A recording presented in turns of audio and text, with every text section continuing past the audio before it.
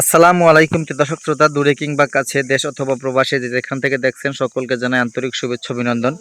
দর্শক দেখতে পাচ্ছেন এটা বিশাল একটা ঘাসের জমি, এটা তাইওয়ান হাইব্রিড ঘাস। আপনারা হয়তোবা নতুন নামটা শুনেছেন, আসলেই এটা ঘাসটা নতুন ঘাস। 2024 সালের শেষের দিকে বাংলাদেশে এই ঘাসটা এসেছে। এখন আমরা আমাদের হাত ধরেই খামারি ভাইরা চাষ করছেন এবং ব্যাপক হারে কিন্তু ভাইরাল হচ্ছেন এই ঘাসটা। আর এই ঘাসটা কিন্তু আপনার একটু ডিফারেন্ট ঘাস, তার যারা থেকে একটু আলাদা ঘাসটা, একটু বেশি চিরল চিরল পাতা এবং একটু মোটা হয়ে থাকে। যদি আপনাকে কাটিং কেটে দেই আপনি কিন্তু তাহলে বুঝতে পারবেন না যে এটা কোন জাত।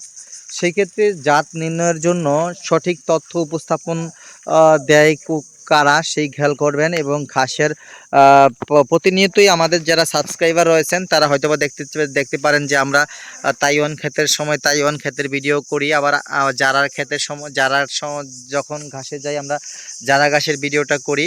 আর এখান থেকে দেখেন আমরা দুইটা লাইন ঘাস কেটে নিয়েছি, তারপরে আবার কিছুদিনের পরে কিন্তু ঘাসগুলো হয়ে যাবে। বাস দেখেন কি সুন্দর ঘাস আমি বলবো। আর আপনারা যে এই যে এতটুকু যখন 6 ফিট 6.5 ফিট গাছটা হয়ে যাবে তখনই কিন্তু উচিত আপনার গবাদি পশু কেটে খাওয়ানোর। কারণ কি এই সময় কিন্তু আপনার ঘাসে প্রচুর পরিমাণ প্রোটিন পার্সেন্টেজটা থাকে। প্রোটিন পার্সেন্টেজ ধরে রাখার জন্য অন্ততপক্ষে এই বয়সে ঘাসগুলো কাটাই উচিত আমি মনে করি।